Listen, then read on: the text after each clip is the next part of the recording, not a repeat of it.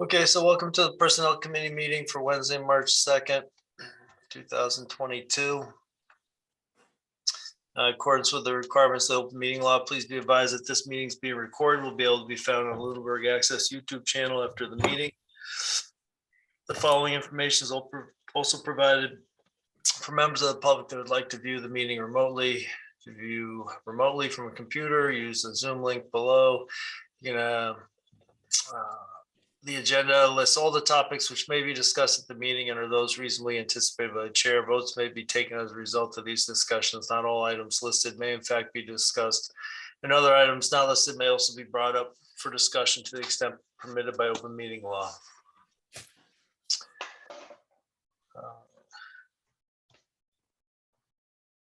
I call the meeting to order. Is there any public comment by? I'll start first with any members of the committee.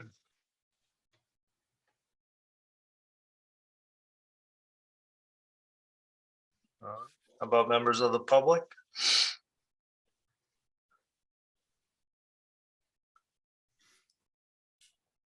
Okay. Hello, I make a Heather. motion to approve the February 16th, 2022 minutes as submitted. I'll second that.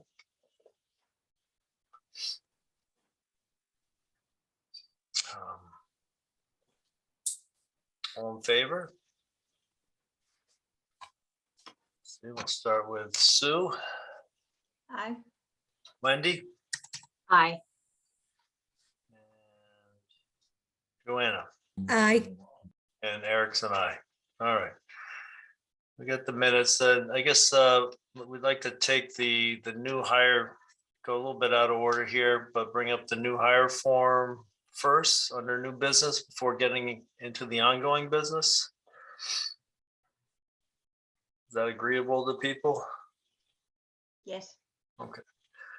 So the new hire form, Julie, do you want to speak to that? I know it's for was the assessor? Yep, principal assessor. So right now we have an interim principal assessor. CJ has worked for the town as a consultant data collecting for the assessor's office prior. He's currently an assistant town assessor in Winthrop. His experience and his education would like to offer him. Can you hear me okay? Okay, Yep. I just said my internet was unstable, so so we're looking at starting him at a step 3.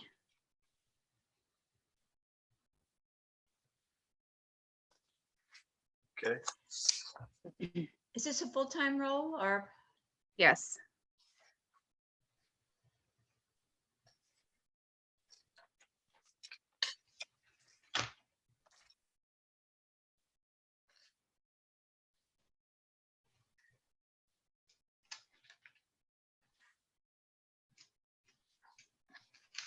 I'm just looking at the classification and Schedule A here in the SAP. And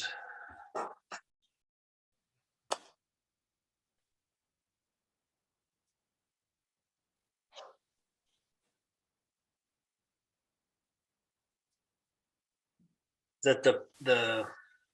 that the principal assessing clerk? No, it's a grade 15. Principal assessor. No, I can't even find that position. Looking, it is.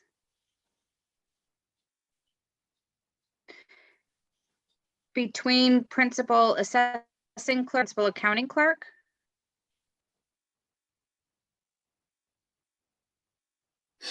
I see principal assessing clerk at grade 7. I see principal accounting clerk at grade 7. I see principal That's clerk. weird. It's right in between. Are you looking at the working document, the working SAP? No, maybe I'm looking at an old one. Let me, Could be. I just gotta start recycling some of this stuff.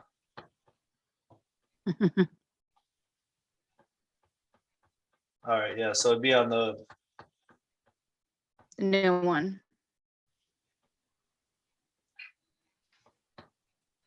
It was revised with this position in May of 20, let me think, it might have been, I think it was 2020.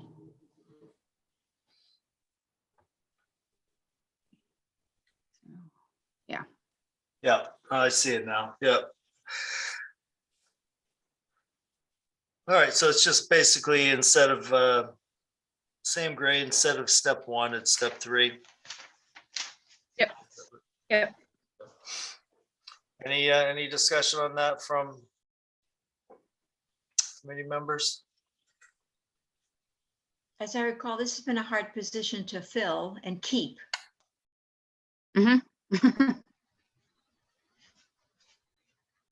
Hopefully.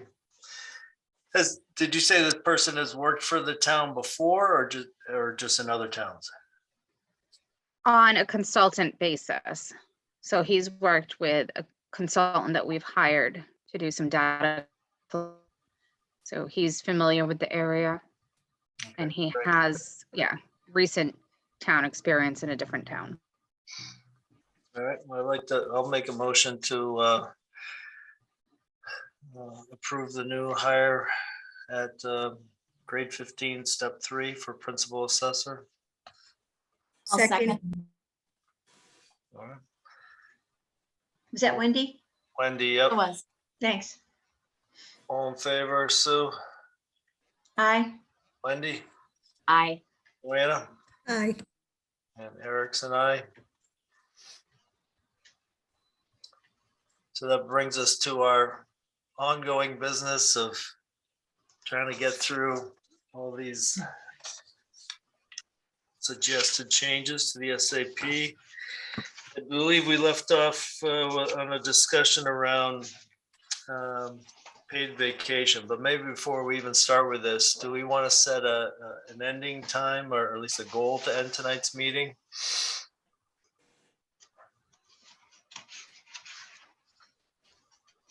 Do we have any conflict with meetings behind us? No.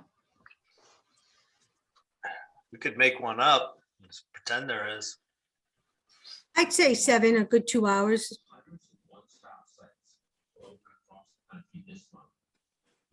Does that work that for work? Julie and Heather? Okay. All right, so no later than 7. All right. If I remember right, maybe I know that discussion was around, if someone wasn't working and they don't kind of get the benefit of the paid holiday. And Joanna, I think you said you might have some language that might fix that from like your town that you work in, that they have a different kind of way of handling that. Are we on paid holidays? I thought like we were ending and I said just to check on the paid holidays. If we're on paid holidays, the question I had was the section 18 is named paid holidays. Then it tells me the town of Lunenburg observes these following holidays. There's 300 holidays out there, Yom Kippur. There's numerous holidays out there. These are the 13 we are going to observe as a town and that I'm going to get paid for. That's what section 18 tells me, or my interpretation of that. So then the state, everybody has said that, well, if holidays fall on a Saturday or Sunday, we observe them Friday or Monday because we're closed on the weekend. These are paid holidays in your contract you get paid for. So if they fall on these 2 days, you're going to get them Friday or Monday. Well, Lunenburg made the decision years ago to close on Friday due to budget costs. First, we went to 4 hours, then we went to a full day because we were heating the building for 4 hours. So they made a decision 3 or 4 years later to close it for the day. We got our 2 night hours, Tuesday, Thursday. So in the beginning of this conversation, someone, I don't know who, twice or so had said something about if the holiday falls on a Friday, they don't get paid for it. So that was my question, because I'm confused, because the contract is saying, these are my paid holidays. These are the 13 you're going to get, but if it falls on a holiday, you're not going to get them. And I just don't think that's correct, and wanted to get clarification on that.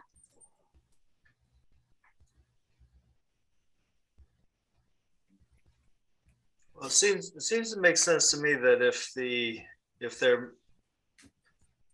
it's common practice, like it is in this document here, that if the holiday falls on a Saturday or Sunday, that's mentioned because those are days when people aren't working. And so they're making an accommodation that, right, if it falls on a Sunday, it's going to be observed on a Monday. And if it falls on a Saturday, it'll be observed on Friday. So it seems to make sense that if we know we're always closed on Friday, and doesn't seem to be any intent of changing that, then maybe there should be an accommodation for Fridays. So whether that means maybe it should be observed, if it falls on a Friday, then it should be observed on Thursday. Heather, That's my agreement. Or if the town hall doesn't want to close for 2 days, then if it falls on a Friday, I would get a floating holiday. So we're not closing the town hall for 2 days, but the contract is saying, these are my paid holidays. And I should be getting those 13 days. go ahead, Heather. Yeah, just for clarification. So they're only paid holidays if the person works on that day. And that's how it's always, like, as long as I have been here, that's how it's been handled. And that's same with the clerical unit as well, clerical union unit. So it's saying, like, these are the observed holidays. The town buildings won't be open on those observed holidays. But in the language of the bylaw, it's only if you work on that day that the holiday is being observed, you get paid. And that's not a new change. That's how it's, that's not a recommended change that Attorney Terry is making. That's the current language. Mm-hmm. Yeah, I think this is maybe a recommendation coming from us rather than the attorney, or at least something that we're considering rather than the attorney. Go ahead, Barb, you have your hand up. Yeah, I was just going to say, nobody usually works on a Saturday or Sunday, so the wording applies very easily. That, if they've got a holiday on one of those days, although I did believe that anybody working would have a Christmas holiday, even if they had Friday, Saturday, and Sunday off, they're still going to get paid for Christmas holiday. So it's just that Friday is a weekend day to a lot of the people in the town hall. That's all. Yep. Wendy? That was going to be my question, was in the past, this year, Christmas fell on Friday. So employees were not paid for the holiday? I guess that's a question on my part. Were they not paid?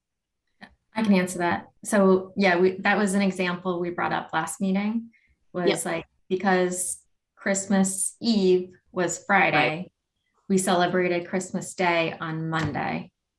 So because couldn't celebrate 2 holidays in one day.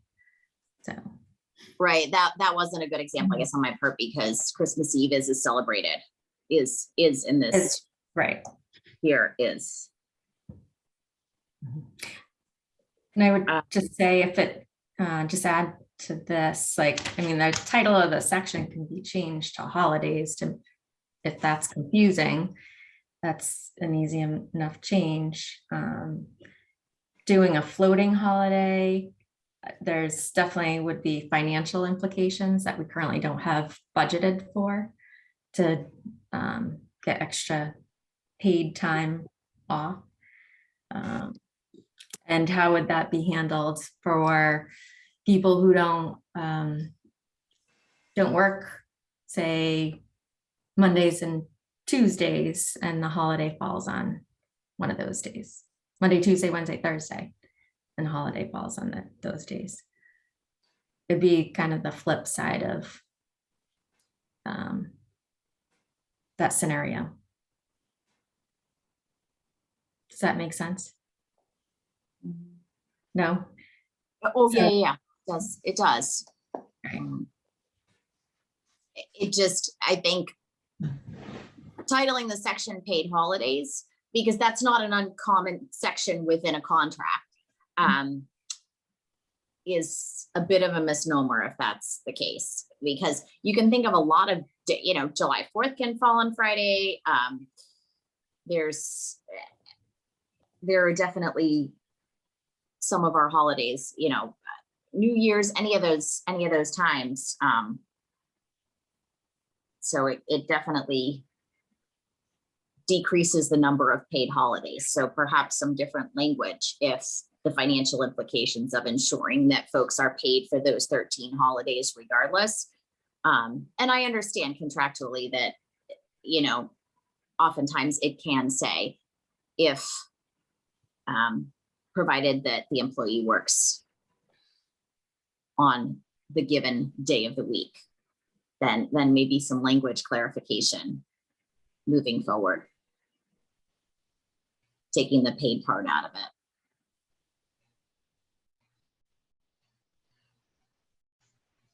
Joanna? Yeah, on the person that doesn't work Mondays or Tuesdays, but works Wednesday and Thursday, would they qualify because they're not a full-time employee? And if the holiday fell on a Monday, they wouldn't get paid because part-time employees usually don't get the holiday. So that's where it didn't make a sentence to me, but I did talk to other communities, and in Maynard, like I said, Maynard itself, for 2 years, they've not gotten Christmas because Christmas was Saturday this year. So it would have been observed on Friday. And then last year it was Friday and it was closed Friday. So they didn't get it Friday. And again, I totally understand the Saturday and Sunday is standard language because most town halls, historically have been open Monday through Friday. And now people are going to half-day Fridays or closing on Friday. So they are observing these holidays on the Thursday. Some gave floating holidays. That's where I had suggested the floating holiday because that's what some town halls do when it falls on the Friday. They don't want to close for 2 days in a week. So they give by seniority option of the floating holiday, but they do need a work crew on Thursday, so they're not shutting the town hall for 2 days. Did we check with the labor lawyer on this specific section and the paid holiday and then versus the language? So we'll answer first question about people that say if they didn't work Monday or Tuesday, as long as they work 20 hours on a regular basis, then they would be entitled to paid holidays if they worked that holiday. Okay. So if they work Tuesday, Wednesday, Thursday, and 20 hours in those 3 days, and a holiday fell on a Monday, they wouldn't be entitled to that because they're not regularly scheduled to work on that Monday. Does that answer that question? Yes. Okay. Your question about checking with council, as far as, I'm not sure what we were supposed to ask council on. Is this a follow-up from last meeting? No, well, because like I said, section 18 is telling me these are my paid holidays. These are the 13 holidays I'm going to get paid for that Lunenburg observes. I'm not getting paid for Yom Kippur. All the other holidays I'm not getting paid for. These are the holidays the town of Lunenburg within my contract is going to pay me. So no, it says that the town shall observe the following holidays. Right. And if you go to, then it says later on, an employee, in order to be eligible for paid holiday leave, they must work on their assigned shift on their regularly scheduled shift on that day. So if they're not regularly scheduled to work on the day the holiday falls, they're not entitled to holiday pay. Right, in there. I think the language like is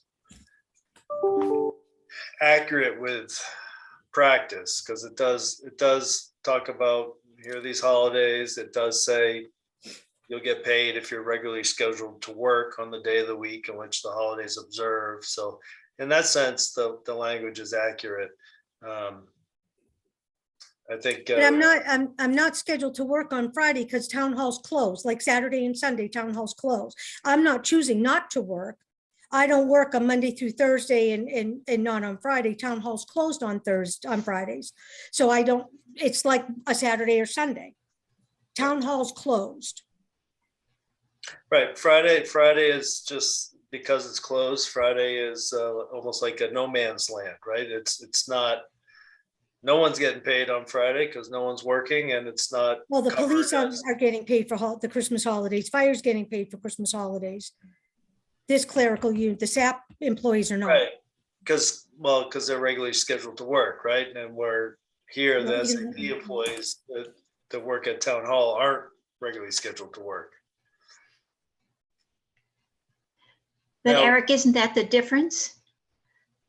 The difference is that they have no choice. I think Joanne is correct. They have no choice about whether they work or not. It's not available to them. I think you could apply that same logic to someone that works 3 days a week, right? If they, But that might be their choice.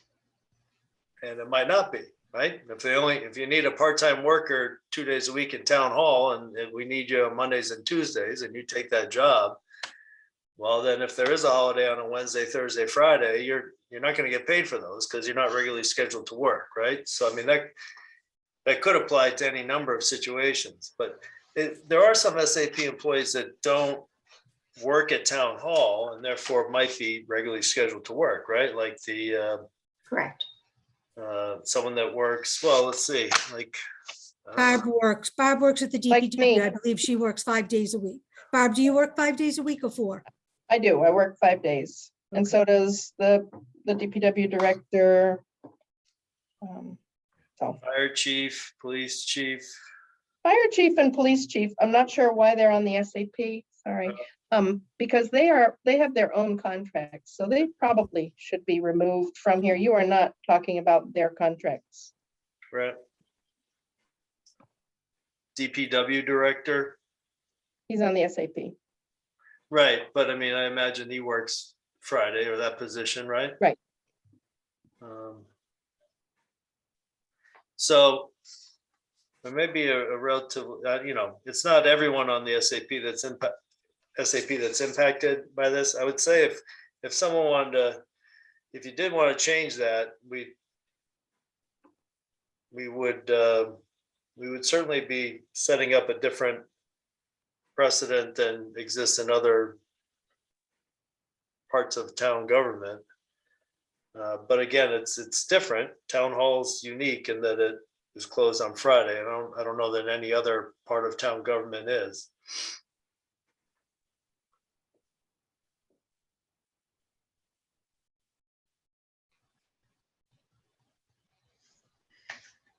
I guess there's a couple, questions on the table. One, do you want to, someone could make a motion to get rid of the word paid just out of the title. Or we could leave it. Someone could make a motion to add something, for Friday to make it similar to Saturday or Sunday. But again, that could be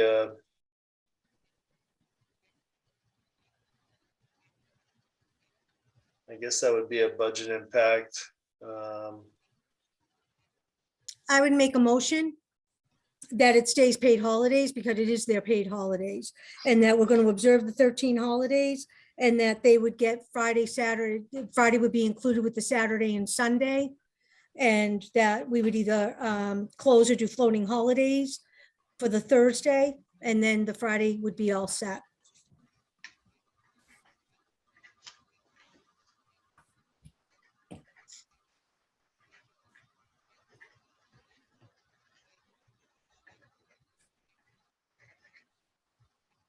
So just so I'm clear, if July 4th falls on Friday, under current practice, town hall would be open on Thursday, The correct? people that work Friday would be observed on Friday, so Barb would get Friday off and Barb would get paid for that, the holiday. Because the town hall's observing it on that Friday. Nancy Forrest, who doesn't work on Friday, would not get paid for that holiday. Currently, is that correct, Barb? I believe so. Nancy could probably answer that better than I. Nancy, I didn't want to. Well, I'm not the chair. I can't call on people. I'm sorry, Eric. I do work half a day on Friday, but So do you get the holiday on Friday? half a day. Okay. But there are other SAP employees such as the land use director, building commissioner. They don't work on Fridays. Those are the two that come to mind. So our department heads aren't getting the Friday. Some aren't, correct. That's horrible. Eric, may I just say one thing and then I can put down my hand? I don't see the budget implications, unlike the fire department and the police department. If they are off, they pay people to come in cover for them. No one covers for us. So I'm not really sure what the budget implications are. If the collector's office, they don't pay anyone extra. You're being paid what you are. So that was just my point. And correct me if I'm wrong, Heather, I'm Yes. that's my thought. So it's more operational, and that then the building would be closed to the public on an additional day, and loss of productivity.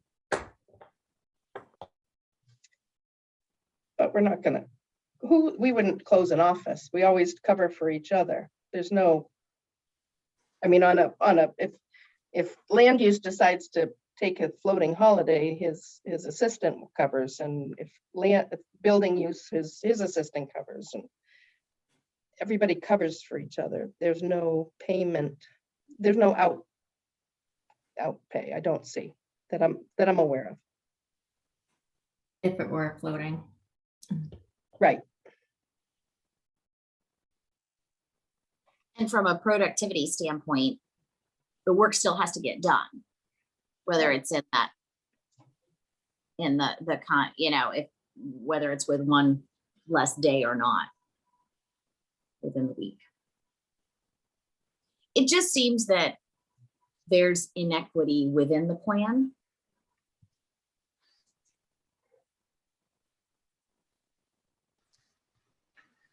Okay, so I think the motion Joanna made would be to add that basically one sentence, I think, that would say maybe either before or after the Saturday or Sunday sentence, that would say if the holiday falls on a Friday, it would be observed on the preceding Thursday. Is that correct?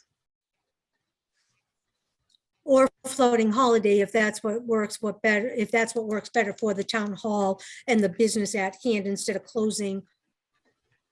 If that would be up to the, and I'm flexible with the town manager and the assistant town manager on if you would prefer floating holiday or if you prefer the Thursday. That I'm not attached to how they get the holiday, but I just feel they should get those 13 holidays that the contract says they will get paid for. So the floating day language says that a eligible employee would be entitled to a floating day, which has to be used within 30 days by agreement of the supervisor and employee. Would that be agreeable language to you, Joanna, for your motion? Yes. So the motion could be then, what if the holiday falls on a Friday? An employee would be entitled to a floating day, which has to be used within 30 days by agreement of supervisor and employee.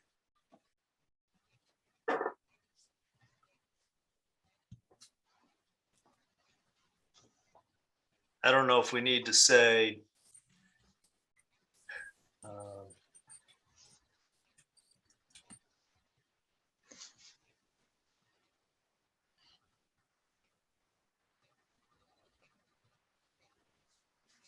I think that would cover it. I don't know that there's anything else that would need to be clarified there.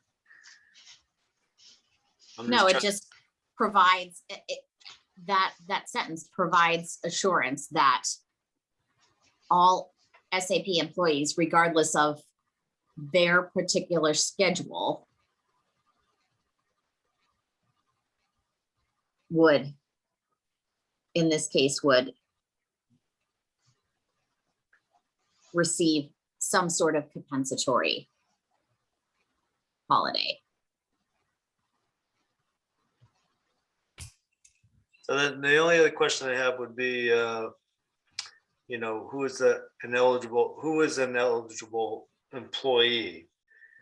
You know, because we're talking about a Friday when no one would be working. So, well, the people we're trying to cover would not be working. And there's other language in this section that says, that basically clarifies you got to be regularly scheduled to work. So I think we need to.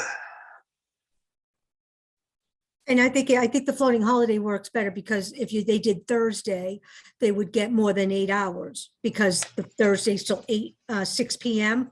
So that's why if you do the floating holiday, it's the equivalent 8 hour for the Friday. They're not going to get that additional time or have to come in for 2 hours and then take their 8 hours.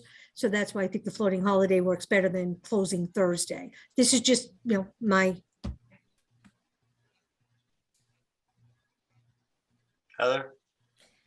Yeah, I still don't think it resolved the issue that I brought up about, you know, on the flip side, if the holiday is on Monday and someone's not regularly scheduled to work on Monday.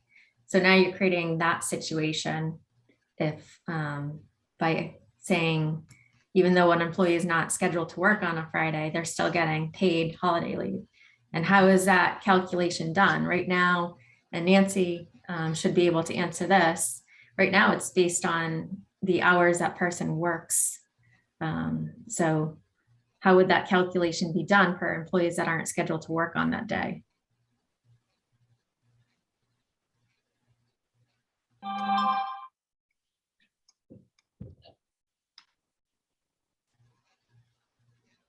mean, how do you calculate how much someone should be paid for a holiday? No, I'm thinking, does there need to be some clarification of full-time versus part-time within the language?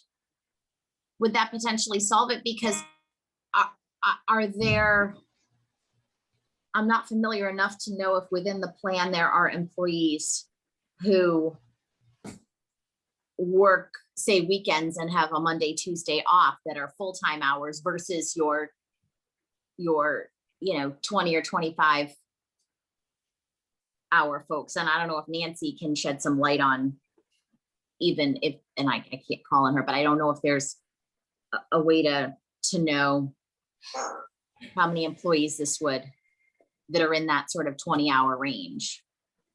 Yeah, like take Nancy's scenario that she just explained about herself, working half day on Friday, she gets paid for half day holiday because those are the hours that she works on that holiday. If you don't have hours scheduled to work on that holiday, how is that calculation being done? Because every employee's schedule is different. Someone may work 32 hours, someone may work 36, and their hours Monday through Thursday town hall differ. Well, I do agree with Heather that it's, I mean, we're picking Friday because the building's closed on, or town hall's closed on Friday, but it's really not any different than someone that has some other day off where there happens to be a holiday. They're not, you know, people that don't work Fridays in town hall aren't regularly scheduled to work on Fridays. People that don't work on a Monday or Tuesday or Wednesday or Thursday, they're not regularly scheduled to work on those days. So it's the why might be different, but the premise isn't. I mean, the same thing happens. They're not scheduled to work and there's a holiday. And so currently they're not paid for that because they're, so, I mean, we could, our Friday fix doesn't fix the other things. The only way you could fix all that is just say that everyone gets paid for every one of these holidays, which is a much different, it's much bigger than what we were trying to address.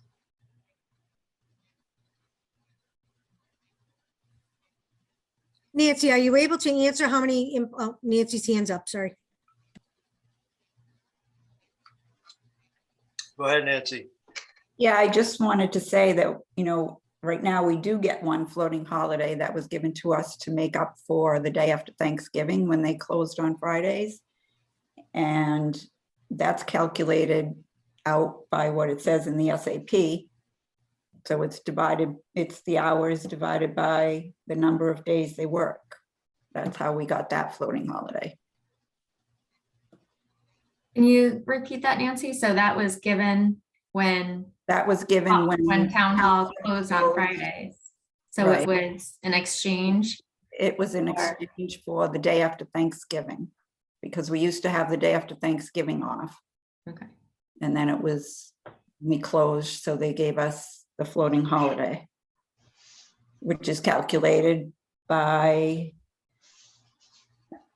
dividing the number of hours regularly worked per week by the number of days they work in 1 week. So that's what we get for that day.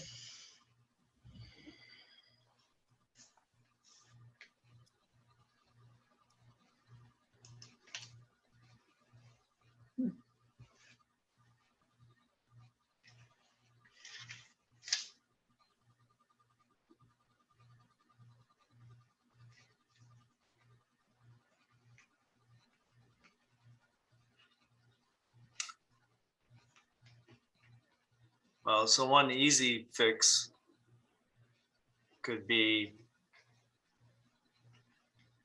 to give SAP employees an additional floating holiday that they could use, maybe 1 year it covers them for this Friday holiday. Maybe some year it's not necessarily needed, but they would still benefit from it. Another way of looking at it is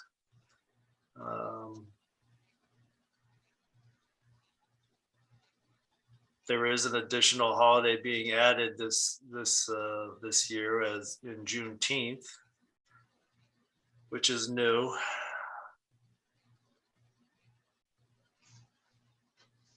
So maybe that helps. Well, it would help some.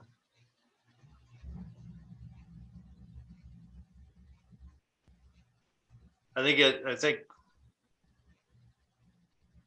there's two things. One, we got a motion on the table from Joanna that I think we need to address. Another thing might be an alternative motion, or I don't know. Any other ideas before maybe we address Joanna's motion? There was no second on that. Right. Well, maybe we could have Joanna repeat the motion, and then we can see if there's a second and vote on it.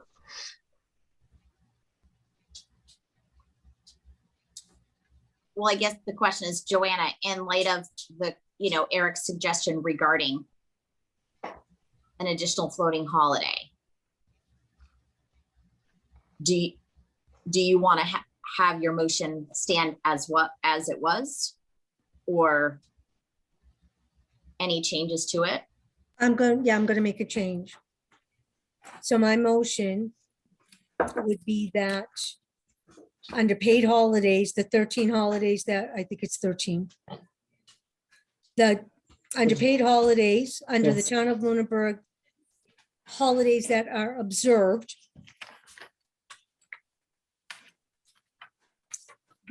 all employees will get the holiday. Fridays would go into a floating holiday, which would be based on, for all employees who work less than a 40-hour work week, will be calculated in town hours and determined by dividing the number of hours regularly worked per week by the number of days they work in that week.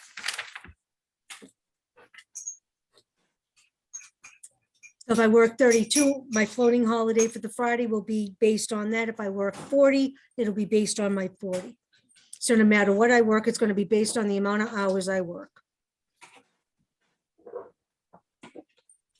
Which is how the current floating holiday works. Correct.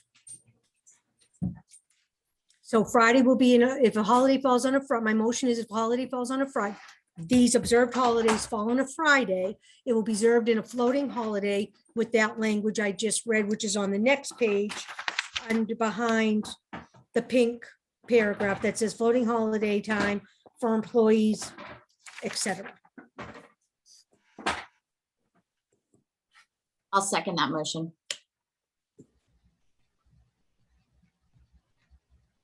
Heather, you had your hand up. Did you want to say anything or? So that, just to be clear, this is just for the Friday situation. Is that right? Joanna? Yes. And if Well, they- no, it would be for any holiday for any employee. Because that was Heather's concern, that you have an employee that the holiday's on Monday, they don't work Monday. So it wouldn't be for just the Friday, it would be for any holiday during the week that these 13 fall on.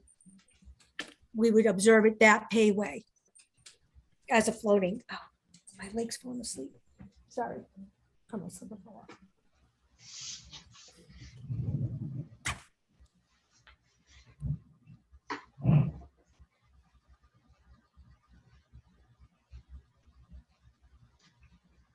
So July 4th falls on a Tuesday. It's and someone doesn't work on that Tuesday, they're getting paid. Is that correct? The suggestion, as I understood it, was a floater based on dividing total number of hours biweekly. You are absolutely correct, Wendy. So if someone is regularly scheduled to work on that Tuesday, They they're get the holiday. They get the holiday. This is for any employee in our SAP plan for these holidays. If it falls on a day they're not scheduled to work, we would do the floating holiday hours based on their hours of work within the work week.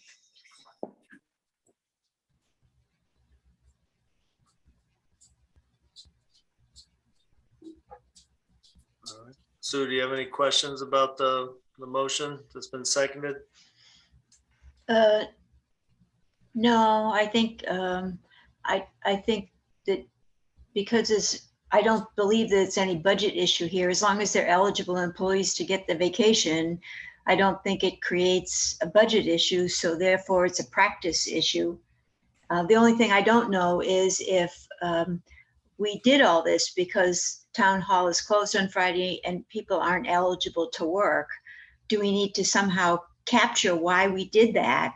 So that if, let's say the town hall starts to open up on Friday again, does it change anything? I don't think it does. I think it's that it just, people wouldn't have the issue then because they'd be working anyway. So no, I think it's a little complicated, but I think that these folks are the only ones that probably don't have a choice in terms of whether they work or not. The fire department and the school department and the other departments, they do have people on these days.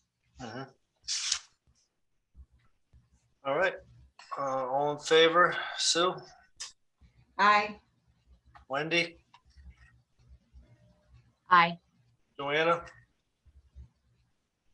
Aye. And Eric's and I.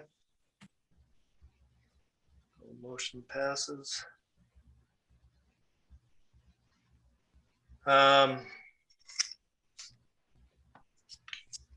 The other change in that section is adding Juneteenth. Is there any discussion on that? Or can we vote on that? I think that Is now, there- based on the prior motion, that, you know, the concerns that I had initially are now mitigated by the prior motion. I So just want to make sure, is the recommendation still, we're not asking them to give up a personal day? Well, that's in like the next section. That's not. Okay, perfect. I just don't want to say yes to that, and now I've caused the SAP employees to lose a personal day. But I do believe it doesn't add a vacation day.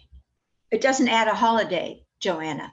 I think you're correct. It doesn't add a new day to their schedule for the year. That was a question we had one of the last meetings, is how did we compensate for June? Did we have 13 before and we still have 13 because we gave up a floater before? Heather, I think you addressed that at the time. So there were 13, adding Juneteenth would be 14. So it is taking it one additional one. The proposal is to either exchange, so the other units that have negotiated so far are fire, DPW, and clerical. And each of those units exchanged either a floating holiday or Juneteenth or a personal day. But didn't the DPW just negotiate personal days? They never had personal days Right, but it was a reduction in total. of their proposal, but they never had them, that you were now taking them away. In negotiations, it was a overall reduction in exchange for that. Well, just one question here. Do we need to, if the town of Lunenburg is going to observe Juneteenth, is that something that we need to vote on to add to this, or is that happening anyway, regardless of whether we vote on it or not? This is separate from the personal leave issue, which is in section 20. That's what I mean. We haven't got to that yet. Right now, Juneteenth is a federal and state holiday. You're required to be closed. You're not required to be paid. That's an option. Okay. So again, my question is, do we need to vote on adding Juneteenth to the list of observed holidays? Or is it just need to be added anyway, because that's what the town has already decided, Yes. and the state?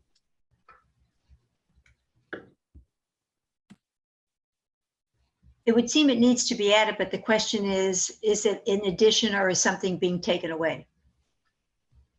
Well, in this section, there's nothing being added or there's nothing being taken away.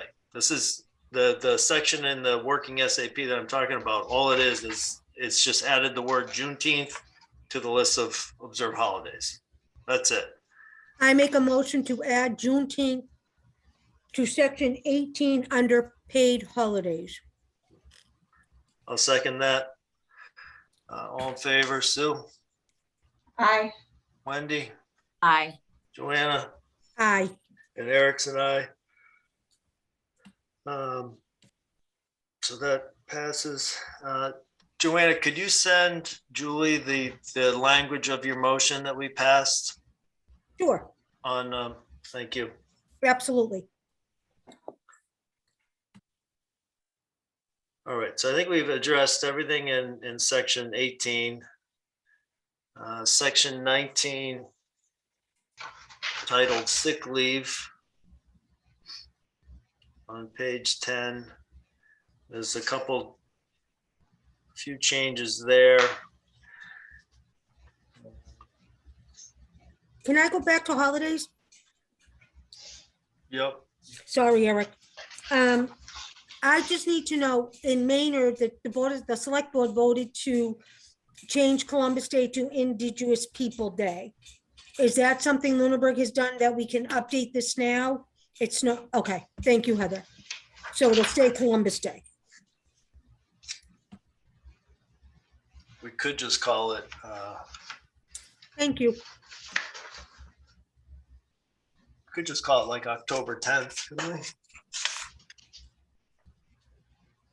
Or no, October It 11th. changes annually. It's It the does second change, Monday- right? Yeah, yeah. Second Monday in October is what it is. Yeah, that's what our language could be, the second Monday in October. Well, anyway, I think that, I'm sure that'll change soon enough, but we need something to talk about next year anyway, right? So we'll come up again, I'm sure. All right, so section 19 on sick leave. Some of the recommendations were, he recommended deleting, this is the attorney recommended deleting reference to the 6-month probationary period. As the town charter doesn't allow for a probationary period, this could be converted to a waiting period. And that's what the suggested language change was. Cross out probationary and put waiting.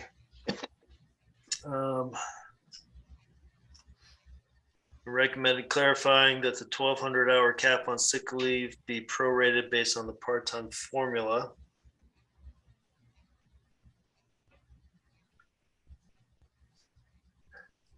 So presumably that's for a 1,200-hour cap is for full-time employees. So if someone's 0.5, they would get 600 hours. Is that what he's implying by the prorated formula?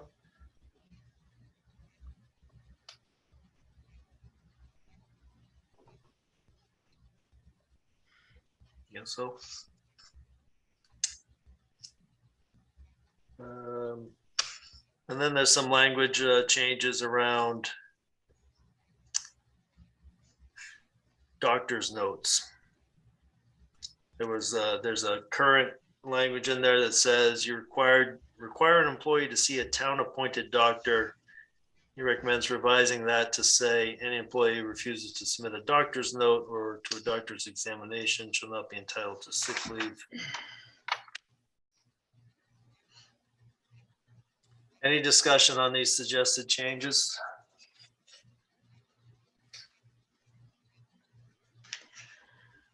I do. I would make a Mary. motion we accept the changes as recommended. Eric, may I speak up? Yep. I think he is actually adding that they are requiring an employee to see a town appointed doctor. And I think, I don't know, but that seems a little aggressive to me. I recommend removing the language allows the town to send a doctor with require an employee to see a town appointed doctor.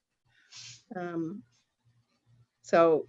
Oh yeah, you're right. Yeah, they crossed out the current language is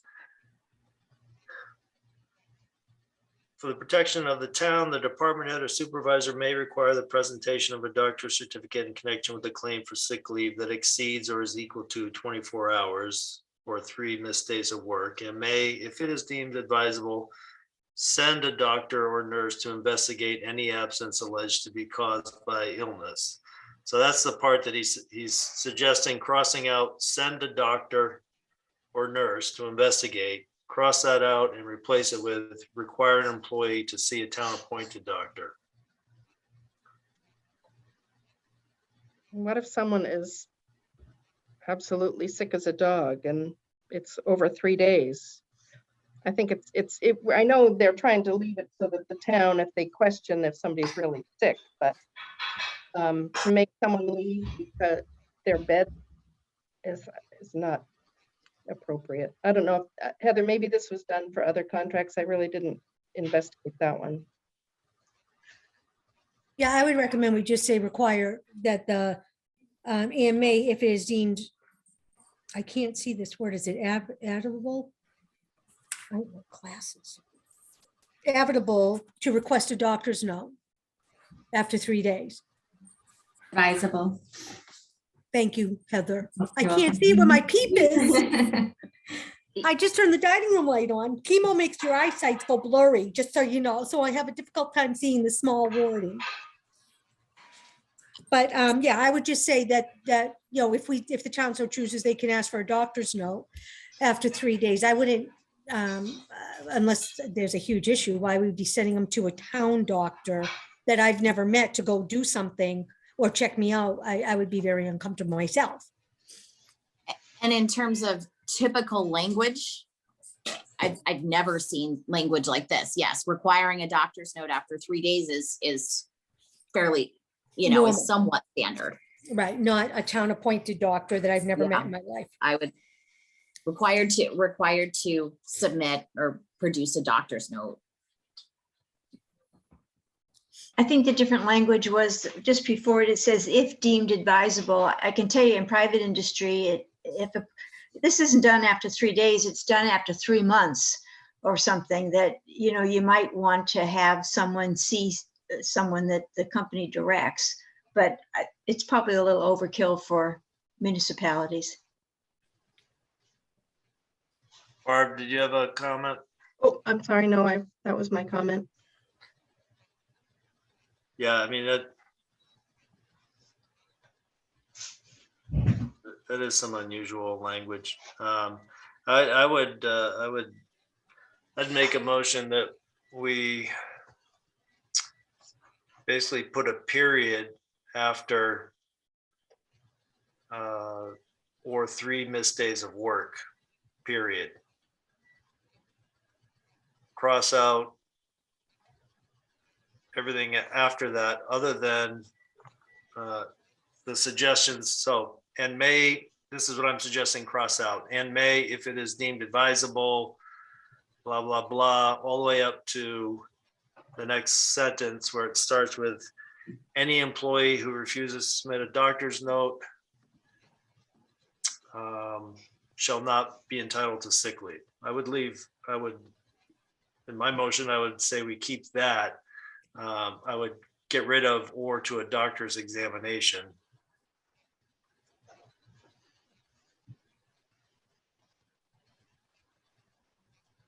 I second that. That makes sense. I guess the only hesitation I would have there is, let's just say you have someone that produces a doctor's note and they're out for 4 months. What's the recourse for the town at that point? Well, if they're out for 4 months, they should have applied for FMLA. They Right, can't just be out. They just can't be out sick for 4 months. They'd be on FMLA. Right. There'd be a whole paper trail for them to establish. Because usually after 5 days of sick, you go on like a disability, short-term or then long-term disability, and you need to apply for FMLA. Your doctor needs to submit that paperwork in writing. So this is after 3 days, the town can ask for a doctor's note.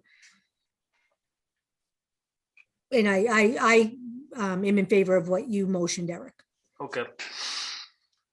Just to be clear, that the existing language has who refuses to submit to a doctor's examination, and I'm saying, yeah, no, get rid of that and just keep the word note that was the suggestion, but not keep or to a doctor's examination. So is this, Julie, is this something you want me to write down and send to you, or do you got it? Good.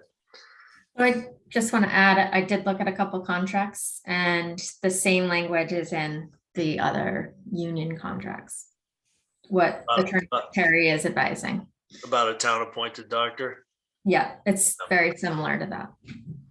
So it's only if they are investigating whether the sickness, if there's any possible claim that it's not a valid doctor's note.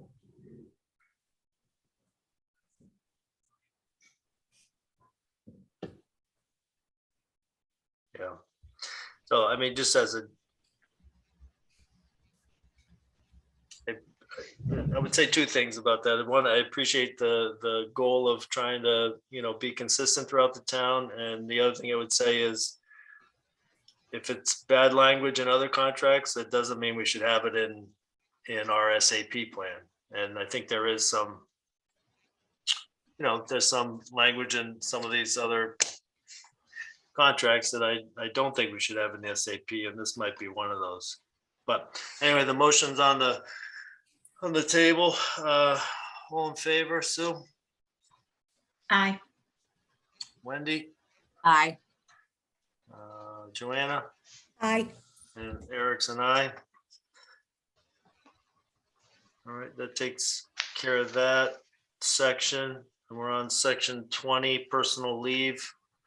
The bottom of page 10 goes on to the top of page 11. And this is where the suggestion was that essentially SAP employees would lose 8 hours of personal leave in exchange for the Juneteenth holiday, which I know that we want to have some discussion on. Maybe less controversial was probationary is crossed out and replaced with waiting period. Probationary period was replaced with waiting period. And then the one other suggestion was the last sentence where it says personal leave shall be scheduled with the approval of the department head. And his suggestion was to add the words "and or his or her designee." So would anyone like to discuss these suggestions? Go ahead, Barb. All right, you know what I was gonna say, you know what I'm gonna say.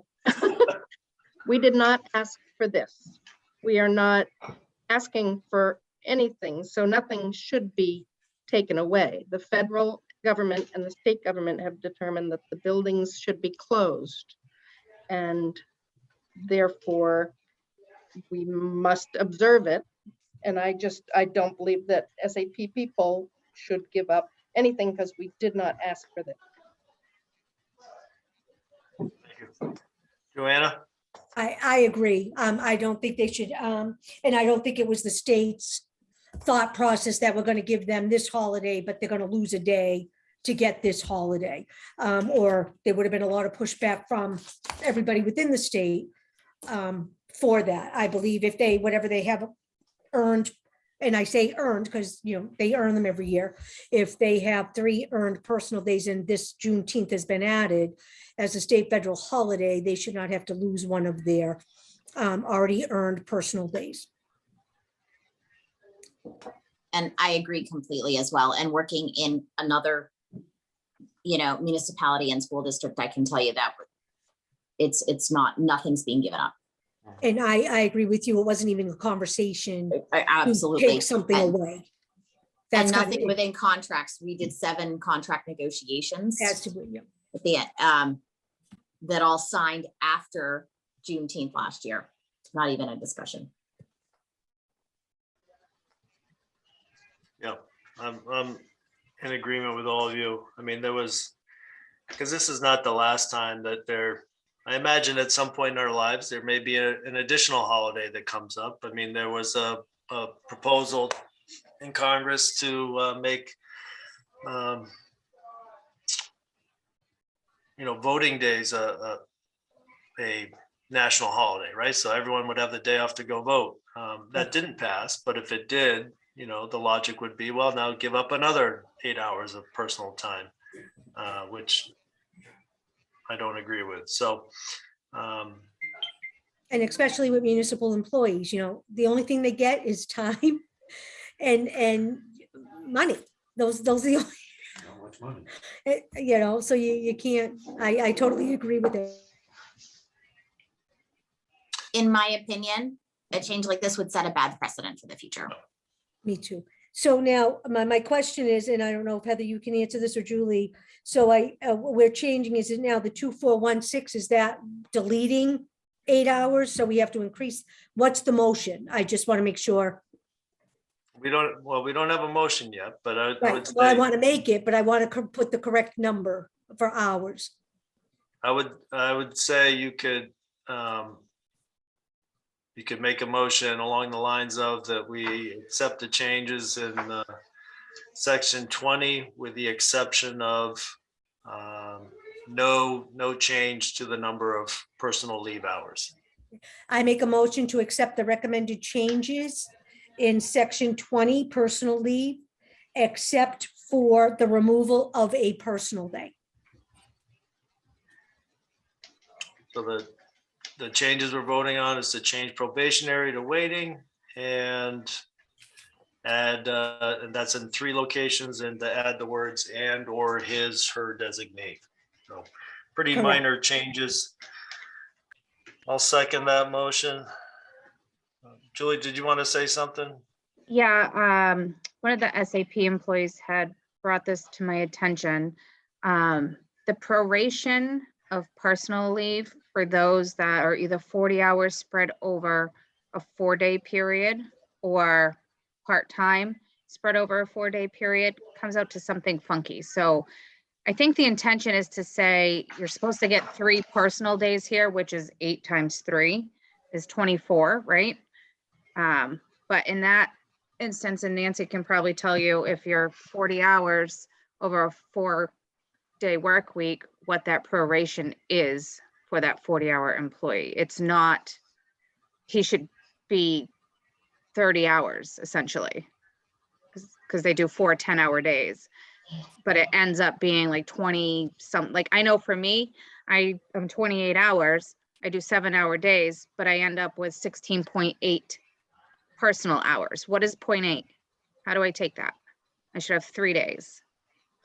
And I think that's his point as well. Agreed.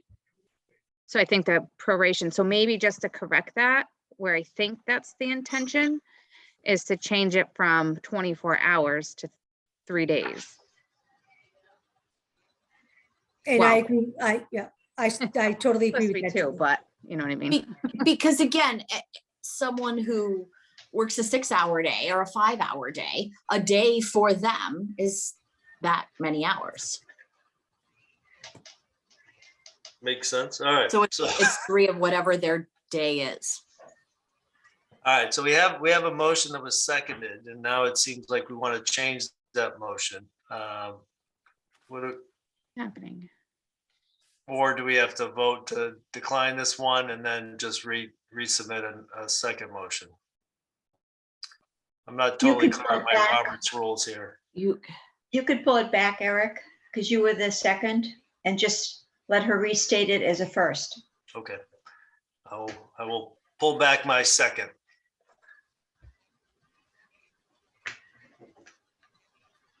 And so Joanna, you made the original motion.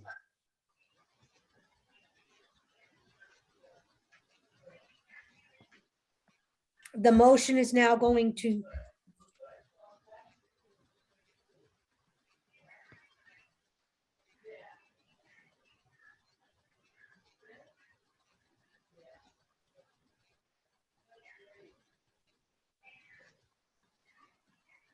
Joanna, you're on mute. I thought I unmuted myself, I'm sorry.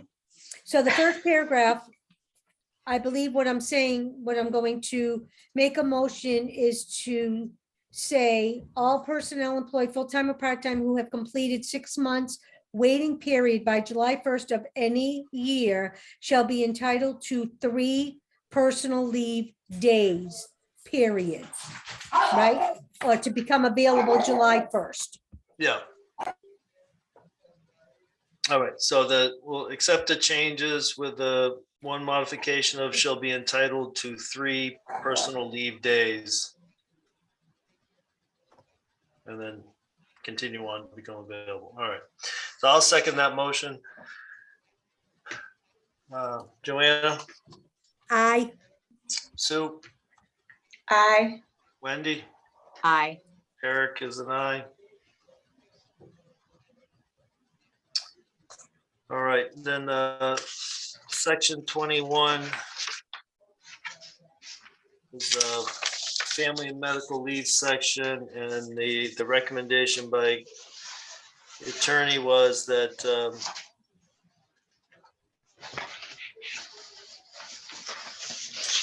I have that the personnel committee accepted this on January 31st. oh, do we already do that? Yeah, that one and It's one of the military ones, yes. and jury duty. Oh, good. All right, see, all right, we're making tons of progress here. It's exciting stuff. So maybe bereavement leave? Or did we address that? We have not. Right. Okay.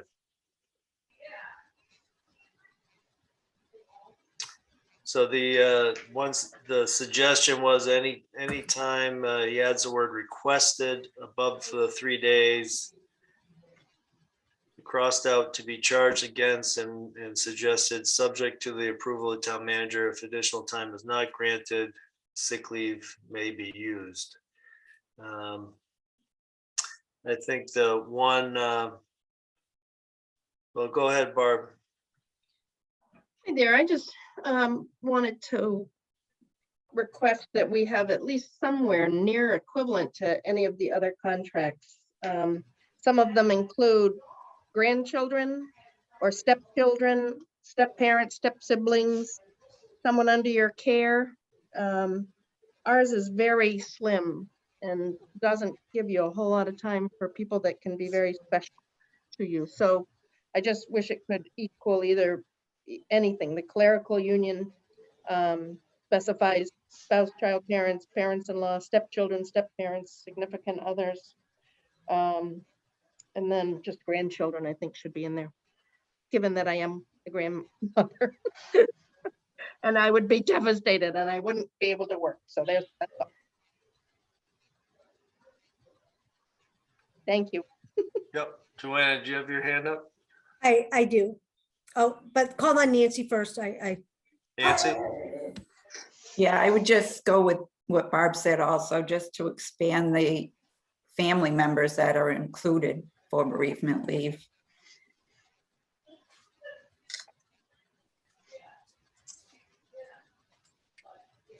Go ahead, Joanna. Trying to get myself off mute, sorry. Okay, so I recommend in the event of a death in employee, family, wife, husband, mother, in-law, father-in-law, child, grandparent, brother, sister, grandchildren, stepchildren, step-parents, or someone residing with you would get 5 days of family bereavement. I believe 5 days, especially if your child dies, you're not coming back to work in 3 days.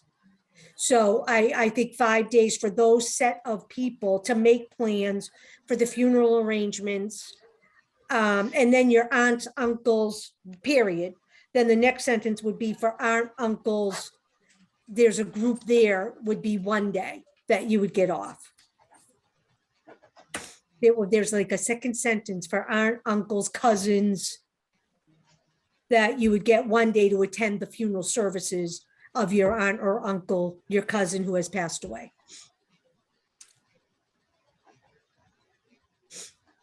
I don't know if we want more discussion, if you want me to go into the motion and then we can go.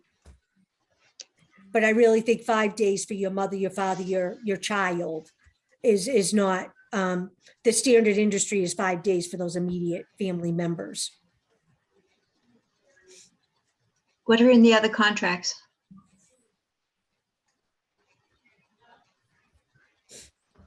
I think the other contracts have some of those additional names that Barb and Nancy said, but What Julie, about do the you number know? of days? Yeah, Julie, do you know if they're all 3 days? That's what I was gonna clarify. It sounds like it was mimicking the clerical contract.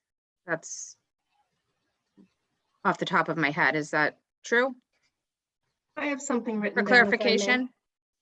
Oh, I was reading mine. I'm sorry, I was reading Maynard. I apologize. Oh, I'll have had to look then. I had clerical had 5 days for spouse, child, and Nancy, please correct me if I'm wrong, or Heather or Julie. 5 days for spouse, child, parents, parents-in-law, stepchildren, step-parents, significant other, or anyone under direct care in your home. And then 3 days for grandparents, grandchildren, siblings, in-laws, and step siblings, uncle, aunt, nephew, niece. Okay, So that was the clerical Police had it as 4 days: spouse, child, parents, in-laws, brother, sister, grandparent, aunt, uncle, guardianship. So my motion would be to adopt the clerical language that Barb just read. I'd second that. Was that 4 days? Is that what I heard? Clerical was 5, fire was 4. 5 for the main people and then 3 days. 3 for the- 5 second. and 3. Okay. I just wanted to make sure I heard it right.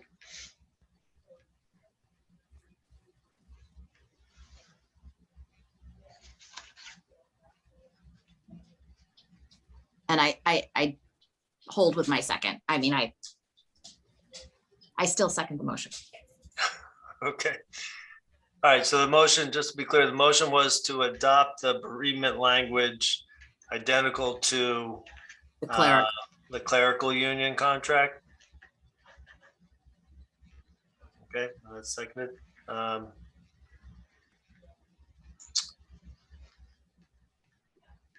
right, I don't see any other hands up, so all in favor, Joanna? Aye. Sue? Aye. Wendy? aye. Eric's and I. All right.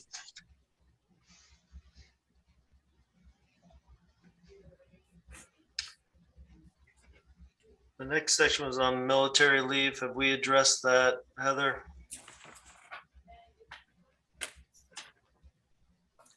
Yes. That's all I want on the turkey panini, grilled turkey panini. And I believe 15 or jury duty, was that also, I believe that was also addressed earlier. Yes. Okay.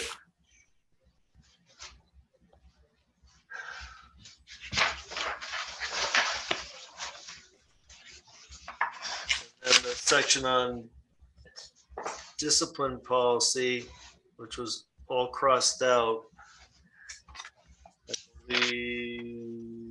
That one I'm not sure about. Did we not, maybe we haven't discussed that one? We skipped over longevity and travel. Yeah, there was no suggested changes to either one of those. Okay. So discipline policy was totally crossed out, and I don't remember, I don't have it circled that we voted on this, so his recommendation was delete the section in its entirety. The town charter establishes the standard for the suspension and or termination of employees. It further restricts the ability of an appointing authority to impose discipline as she deems appropriate by creating a 4-step disciplinary process. If the town decides not to eliminate this provision, it does need to be modified to eliminate the 6-month probationary period. In paragraph B1, replace references to department head with appointing authority, should reduce the number of steps from 4 to 3, clarify that the appointing authority has blah, blah, blah. All right, so. Can I say something on this, Eric? And please don't get frustrated with me. I know sometimes people get frustrated with me. But this is where I think, because I watched some of the previous meetings too, because I'm still on the grievance process. And I just want to give an example. I agree, discipline is none of our business whatsoever. If someone steals from the town, they're to be dismissed. If there's someone that's showing up continually late every day, they should be dismissed. If someone's insubordinate to their supervisor and they're dismissed, that's all disciplinary. For me, the grievance process that would come to us, the SAP committee, is I'm going to use the paid holidays for an example. And I'm just going to use Barb as a hypothetical because I don't know everybody's title. Barb is a department head and she goes to Heather and the town manager, I don't want to say Heather because it's not the person's position, and goes to the town manager and says, geez, I didn't get paid for Juneteenth. And it says here under paid holidays, I get paid for Juneteenth. And Heather says, yep, no, but you don't get paid for that day. And Barb says, no, I think I should. And Heather, her department head, she's going to her direct boss, who is the town manager. And the town manager says, nope, you don't get paid for that day. Barb's only recourse is to go to a labor attorney and file a complaint with a labor lawyer.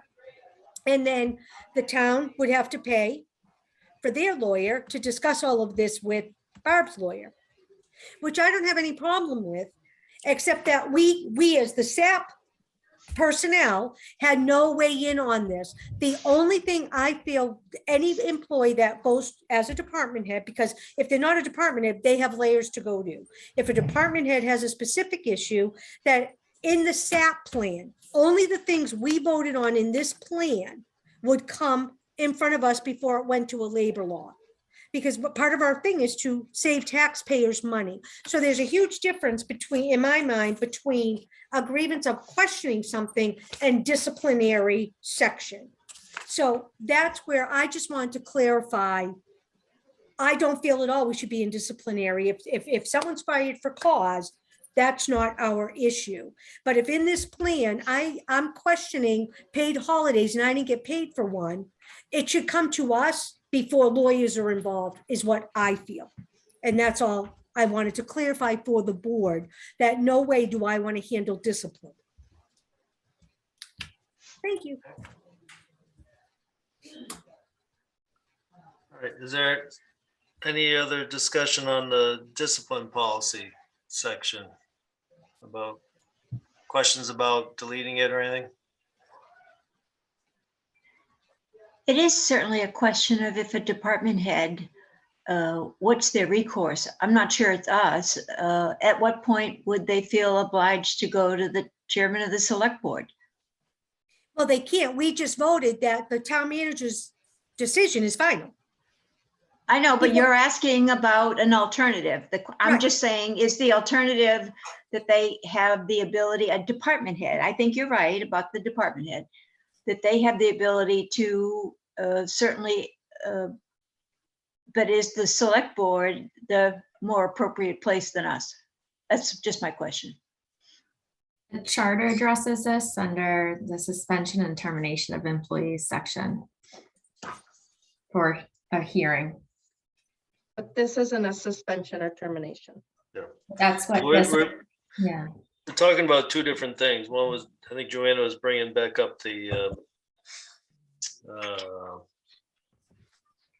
what was the Section 12. language? No, the grievance procedure, which we didn't, we didn't make any changes to that. You know, I would say, again, that just, I think we're getting off topic here, but as regarding the grievance thing, if someone, in my view, you know, didn't get a holiday they thought they should have, they certainly can say anything they want at the public comment period of any one of our meetings. And if the personnel committee feels like something needs to be done to address that particular matter, whether it's a change in charter language or whatever, to make it more clear, like that could be done. But you know, I don't think it's, as the charter currently says, like we don't have a role in overruling the town manager or the assistant town manager on a particular decision. But I would also say I don't think it's that uncommon, you know, if my boss denies my day off, I'm not going to the board of trustees or the school committee to get that day off. I mean, it's just not how it's done. But getting back to the discipline policy is, I would make a motion that we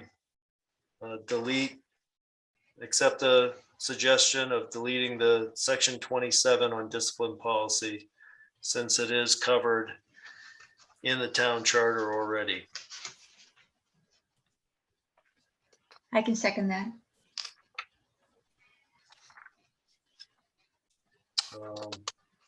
Barb, did you want to say something before this vote? Yeah, I'm back.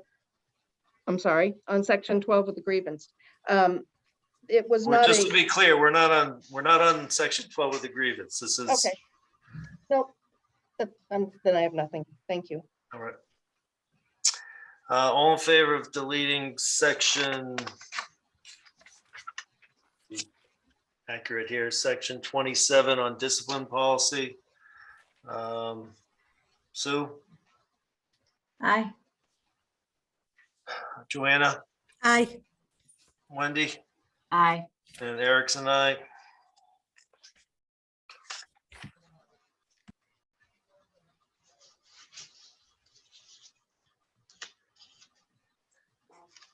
Section 28 definitions.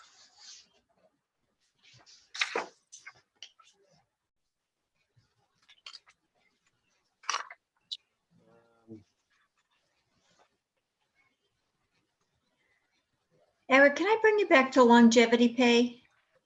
Yeah, Did you say that you thought there were no changes? That was the policy that we did not come to terms with early on when there was a recommendation to make a change to comply with what the other contracts were doing. a while ago, yeah, about, This, and we decided to table it. yeah, right, because if I remember right, the other contracts have like a fixed amount. SAP plan has Correct. a percentage. Correct. Yeah, Well, we didn't vote to table it. We voted that we weren't going to accept it back in before. Is this the new language that? Well, they- we voted not to change what our policy said right now. Yeah. We didn't ever really come to a decision, so we left it the way it was. Right, and is this the way it was, or is this changing it to what they originally? This is the way it requested? was. Right. Okay. did you want to discuss changing it, Sue? No, I just wanted to make sure that I think Heather and Julie, when we discussed this several months back, they were the ones that petitioned us to try to make the change in order to make it more comparable to the other contracts, as I recall. Yeah. And we couldn't come to terms with that because there were too many outlying issues. I'm okay leaving it, but I just want to make sure we recognize that that isn't going to be like any of the other contracts. Yep.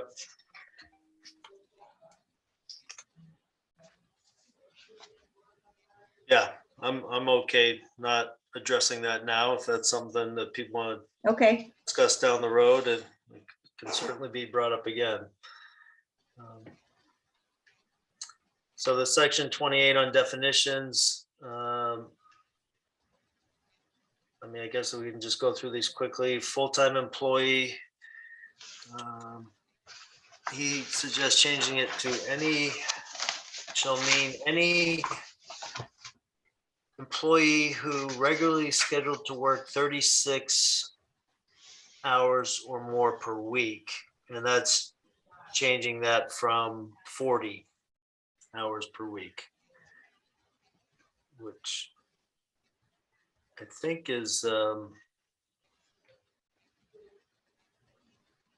doesn't really explain why that changed. I imagine part of it's just common practice that you don't have to be 40 hours to be considered full-time, that 36 is. I don't know, is there any, do you have any insight on that, Julie or Heather?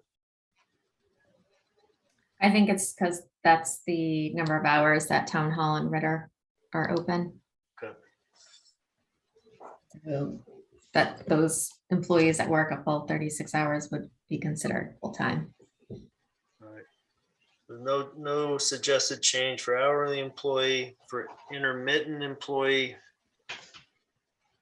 the suggested change is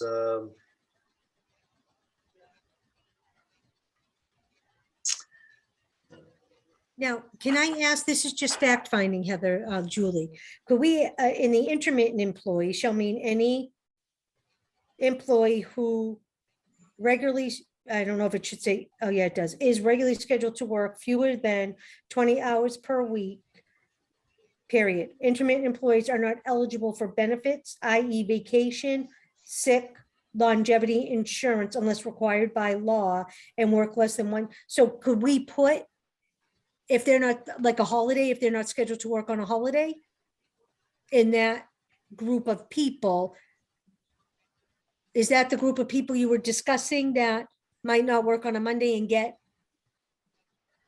Or is that the next one, part-time?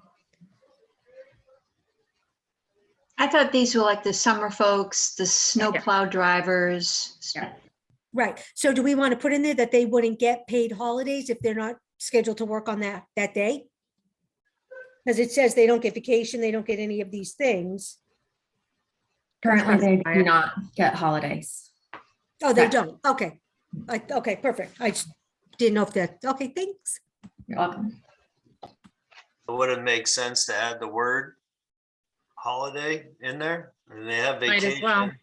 Yeah, Yes. everything else is there. Yeah.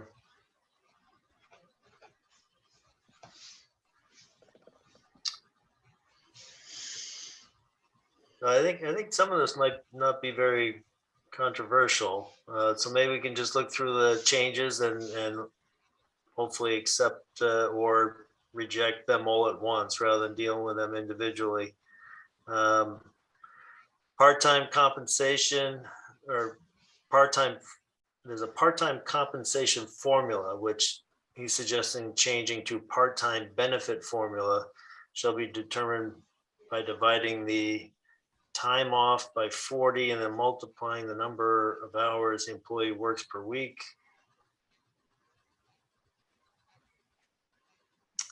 His suggestion for changing compensation to benefit is that it's not clear what compensation is subject to the part-time compensation formula. If it's a longevity benefit, this provision is fine as is. If not, consider whether to delete the reference to compensation. It may also be beneficial to change this term to part-time benefit formula, as it obviously does not relate to employees' pay rates. So the part-time compensation formula currently this is related to Nancy. Good, you have your hand up because I was just going to ask you, is this related to like health benefits and stuff like that, so that someone who's part-time would get a prorated amount of benefit? Go ahead, Nancy. It's only related to vacation and personal time. It doesn't apply to any other benefit that I'm aware of. But my comment was I wonder if it should just be changed to benefit formula because it's referencing a 36-hour employee, which according to the top definition is a full-time employee. So if you just have it as benefit formula, that would seem to make more sense. Good suggestion. And is it a benefit formula for only full-time employees? It for any benefit eligible employee. Okay. But like I said, the top definition says 36 hours is full-time. So I don't think you want it to say a part-time formula if you're using it for a full-time employee also. Yeah, no, makes sense. Yep, makes sense. And this is a formula for determining vacation time? Yes. Like a 36-hour-a-week employee would get 108 hours as opposed to 120 because they only work 36 hours a week. Nancy, I feel like you said it was related to one other thing too, vacation and something else, or just vacation? Sick time. It was personal, but now if we're changing it to days, it wouldn't be personal time. I mean, I almost think it should just say vacation and sick time formula. Right? If that's all it is, that makes it very clear what you're talking about. Because yeah, I mean, I agree that compensation formula doesn't make any sense. Benefit formula, well, then you got to define what benefit. So why not just say it? Because when I saw benefits, I mean, I think of health insurance, dental insurance, right? Like those are benefits too. Yeah, those are the same for everyone. So Yeah, vacation, sick time.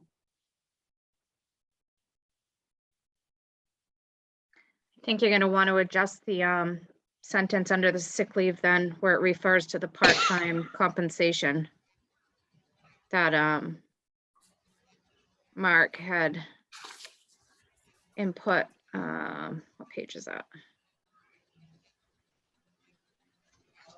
Where it refers to that. Yeah, it says the part-time compensation formula shall be used to determine the employee's prorated maximum sick hours, which was in relation to the part-time maximum allowance. Is that the right section? Yeah, you're talking about, I see that on Yeah. in section 19 on sick leave. The part-time compensation formula shall be used to determine the employee's prorated maximum sick hours. All right, so if we change the name of this formula, we gotta change it there too. Yeah. All right.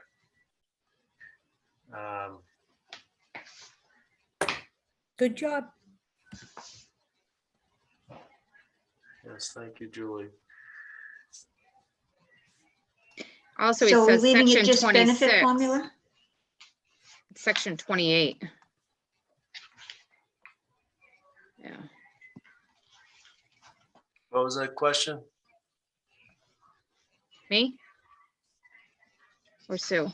I think it was Joanna. Or, Maybe it was Sue. No, I just want to make sure what we landed on. Are we saying it's benefit formula or part-time benefit formula?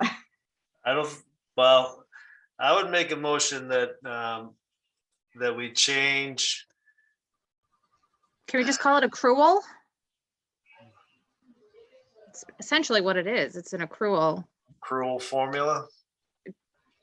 accruals. Nancy? Are you not including personal time in that? Right. Because we're changing it to days, so. Accrual Personal is an formula for accrual. vacation. I think what Eric's suggestion makes sense to label it vacation and sick leave. Yeah. It's clear then for those sections. That's what I was gonna say, is if you just did accrual benefits for vacation and sick time shall be determined by dividing.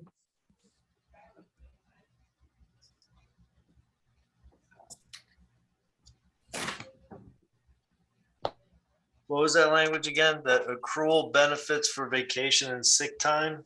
Yep, shall be determined by, then you go into their sentence, shall be determined by dividing the, Yeah. and it lists out those two things. Right. Does that work for you, Nancy? Does that make sense? Yep, that works. Perfect. So Just- what's the title? Well, Vacation and sick leave formula?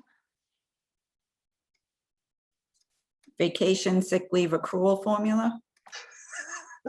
Let's I just say don't vacation and sick leave formula. You don't need to throw accrual in. yeah. It's either just go with accruals or label it. I would I don't say, think you need accrual. yeah, I'd say short, less is more. Yeah, all right. I'm gonna go update the top then. So the vacation Vacation and sick leave formula. shall be used to determine the employee's prorated maximum sick We need hours. benefit formula, vacation and sick leave benefit formula. Oh, maybe, I mean, it just, maybe we do need accrual. Yeah. Yeah, formula is fine. all right. Yeah. Vacation and sick leave formula shall be used to determine Okay. the employee prorated, section 28. Okay. All right, so I make a motion that we change part-time compensation formula to vacation and sick time or sick leave, Leave. Sick leave, yeah. to vacation and sick leave formula. Second, And this would be for in section 28 and the language in 19. section 19. It's been seconded. All in favor, Sue, Aye. Joanna, Aye. Wendy, Aye. and Eric's and I. So, all right, so we got that Eric, Yeah. Nancy has her hand up. piece done. Yeah, Nancy. It would have to be changed in the vacation section also. Section 17.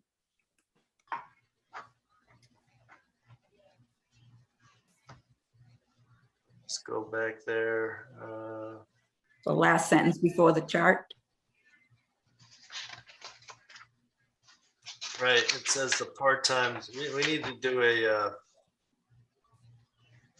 maybe a find, search and find there, find and replace, see if it's anywhere else, but, so yeah, on the top of page 8, right above the chart, it says the part-time compensation formula.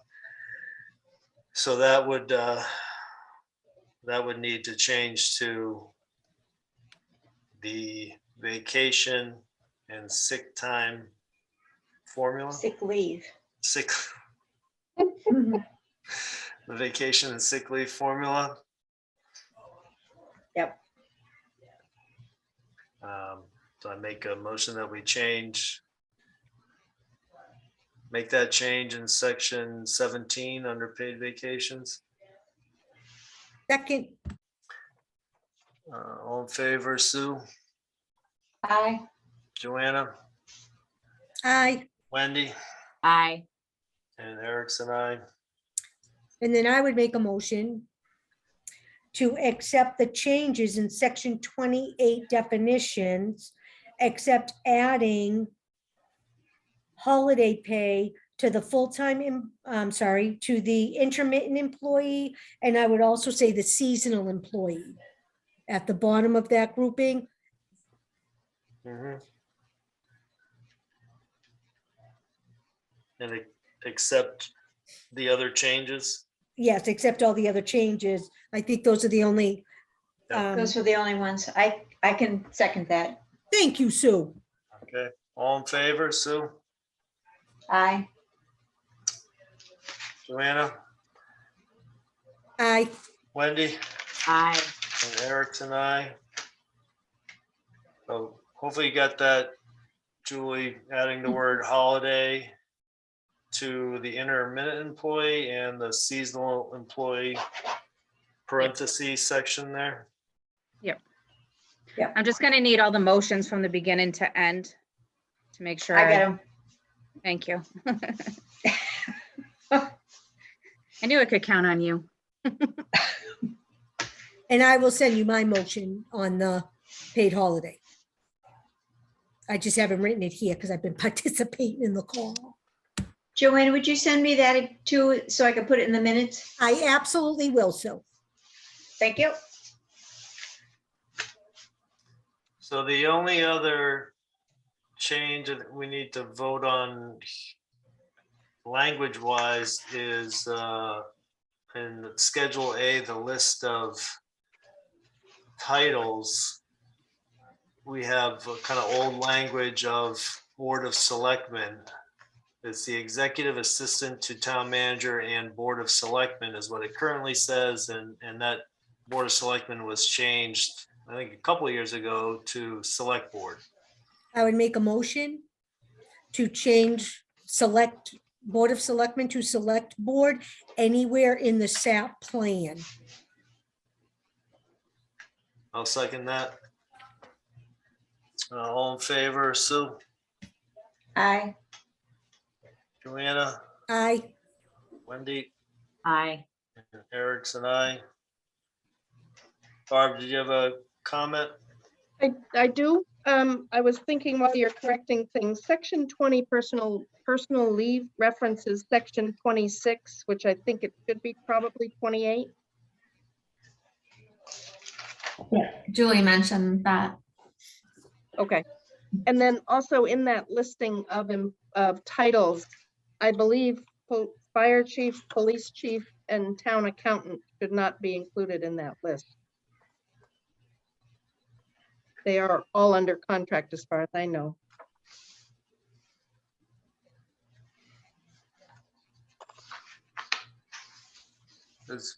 Julie, Heather, Nancy, do you have any insight on that? Just from attending personnel committee meetings since I started in Lunenburg was that the prior committee members thought it best to leave in titles versus to remove them in the event that anything other changed, because it was, required a town meeting vote to get them added back in. Oh, I do remember that discussion at the time. Yes, that was why, because could there Scott, be a case that it wouldn't be under contract, that they might get a temporary employee in one of those positions for a unique position, perhaps for a short time? Plus, would it matter if their contract was silent where they fall onto the SAP, where they revert to the SAP language? Would that come into play? It could.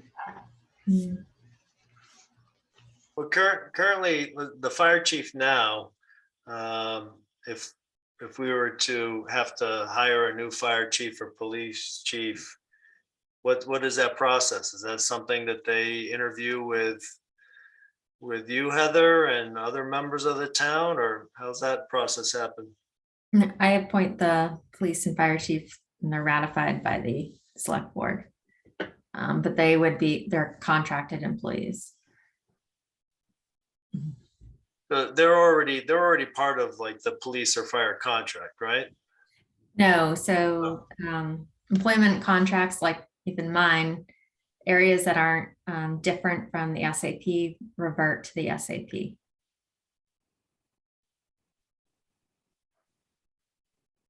So like in your case, as town manager, is it the select board presents you with a contract? Like you negotiate directly with them? Yes. And if something's not in that contract, it would go back to the Yep. SAP? Yes. Okay, well, then I guess if that's the case, I guess it would make sense to leave them on this list. In the event that something like that happens.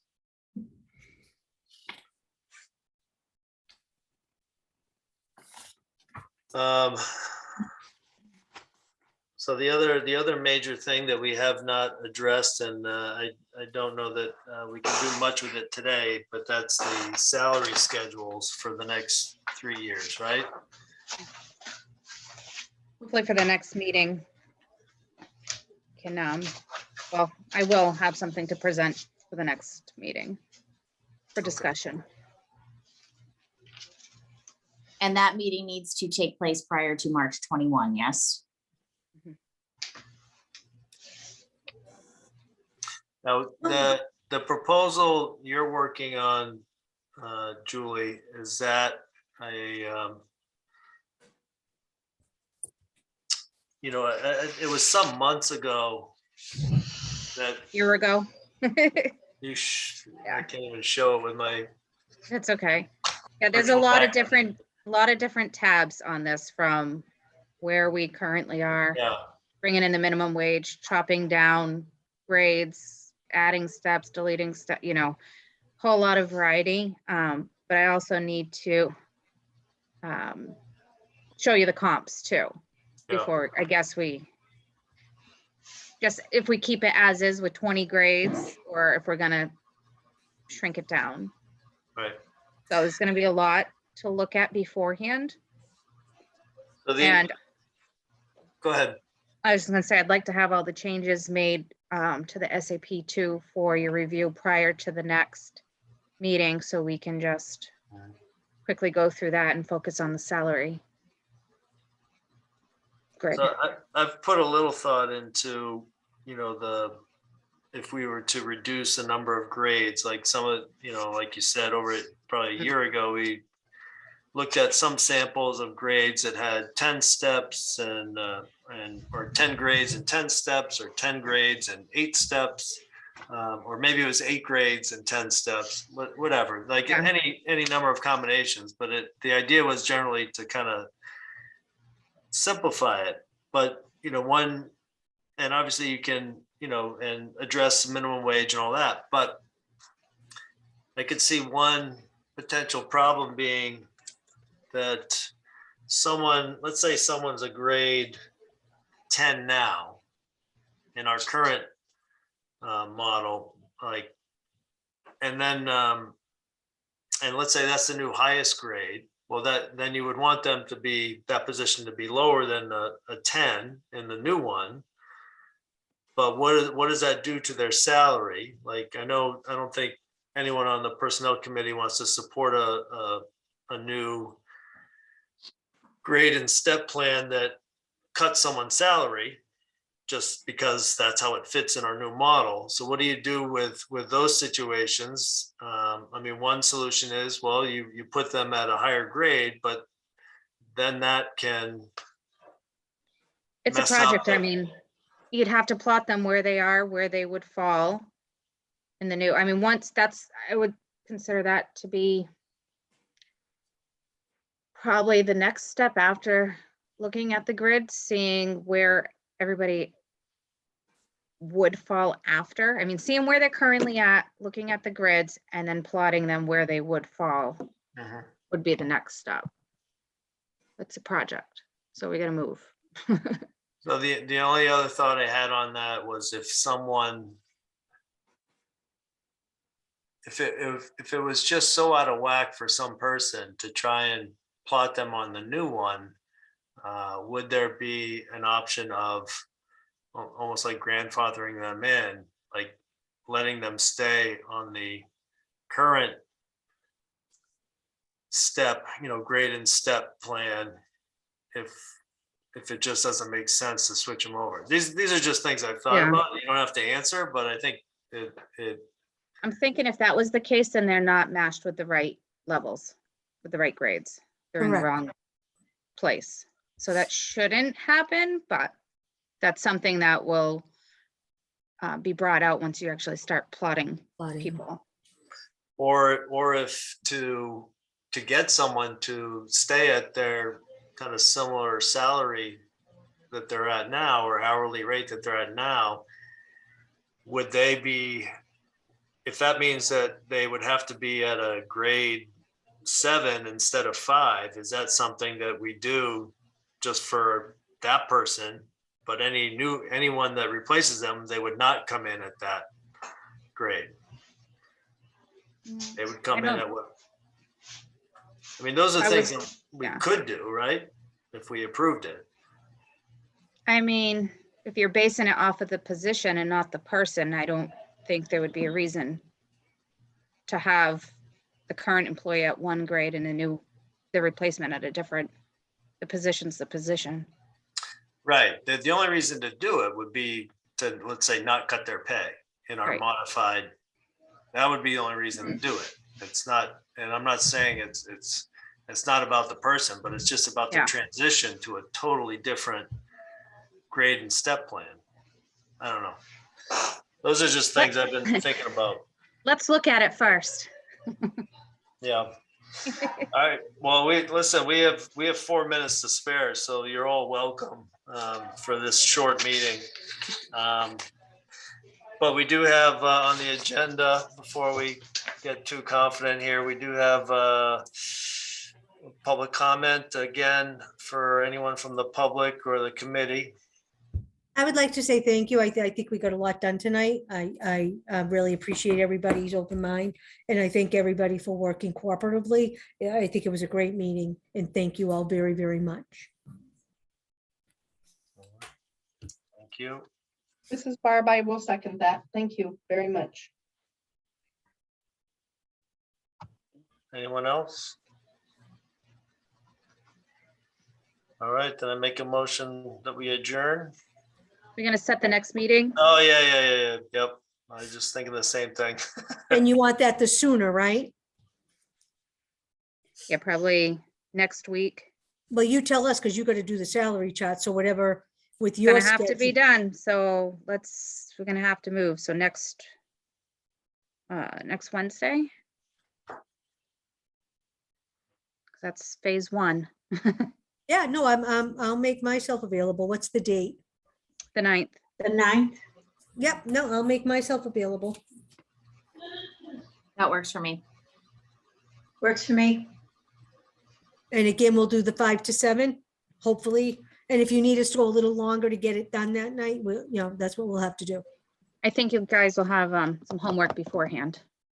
Okay, you tell us. Good. That will help speed things up. Okay. And, All right, so March 9th at 5 o'clock. 5 o'clock. Bye.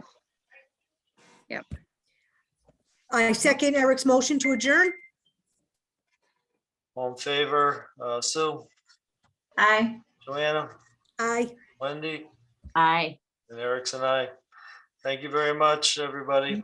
Good night. Thanks. Bye. Bye.